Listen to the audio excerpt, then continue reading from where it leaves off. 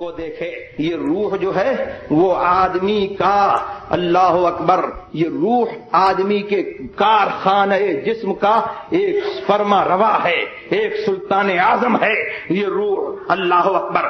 آپ یہ سمجھتے ہو کہ اس عالم بیداری میں آپ اس آلے سے، اس ہاتھ سے کام کرتے ہو، عالم بیداری میں اس آنکھ سے دیکھتے ہو، عالم بیداری میں اس کان سے سنتے ہو، عالم بیداری میں اس ہونٹ سے بولتے ہو، اس زبان سے کچھ چکھتے ہو، عالم بیداری میں اپنے اس جسم کے آلات سے جو ہے تم کام کرتے ہو. بے شک عالم بیداری میں تم کام کرتے ہو، یہی جسم جو ہے کام کرتا نظر آتا ہے. لیکن بولو، اگر یہ روح نہ ہو تو یہ جسم کام کرے گا؟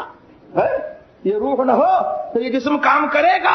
اللہ اکبر. ارے دنیا میں آپ کی حاضری جو ہے اسی روح سے لکھی ہوئی ہے، اسی روح سے آپ کی حاضری دنیا میں لکھی ہوئی ہے. اور یہ روح نہ ہو تو غیر حاضر. دنیا کہتی ہے چلے گئے. کہاں چلے گئے؟ جو پڑے ہوئے ہیں، لیٹے ہوئے ہیں، چلے کہاں گئے؟ لیکن وہی روح جو ہے چلی گئی. روح چلی گئی تو روح کا اعتبار ایسا ہے، اللہ اکبر، کہ روح چلی گئی تو کہتے ہیں کہ انسان چلا گیا. روح چلی گئی تو انسان چلا گیا. اللہ اکبر. معلوم یہ ہوا کہ انسان کی فضیلتیں اور انسان کے کمالات جو ہیں وہ باعتبار روح ہیں، روح کے اعتبار سے ہیں، اور روح کی اسی کے اعتبار سے اس کی زندگی ہے، اسی کے اعتبار سے اس کا وجود ہے. اب جسم پڑا رہے، موجود رہے، 1000 برس تک موجود رہے، لیکن دنیا یہی کہے گی کہ وہ شخص چلا گیا.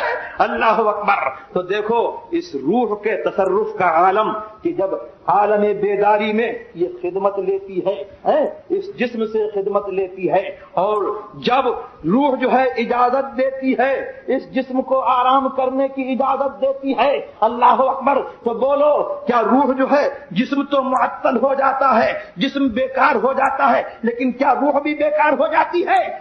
اللہ اکبر. آپ سو رہے ہیں، آرام کر رہے ہیں، لیکن اب آپ جو ہے ہاتھ کو بھی چلتا دیکھتے ہیں، پیر کو بھی چلتا دیکھتے ہیں، آنکھ کو بھی بینا دیکھتے ہیں، گوشت کو بھی شنوا دیکھتے ہیں، لب کو بھی گویا دیکھتے ہیں، زبان کو بھی ذائقہ محسوس کرتے ہیں، ناک کی بھی جو ہے، ناک میں جو ایک سونگنے کی کیفیت ہے اس کو بھی محسوس کرتے ہیں. تو کیا یہ ناک سونگ رہی ہے؟ کیا یہ لب بول رہے ہیں؟ کیا یہ کان سن رہے ہیں؟ کیا یہ آنکھ دیکھ رہی ہے؟ کیا یہ ہاتھ کام کر رہا ہے؟ کیا یہ پیر کام کر رہا ہے؟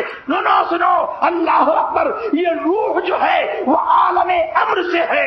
اللہ فرماتا ہے قل الروح من امر ربی.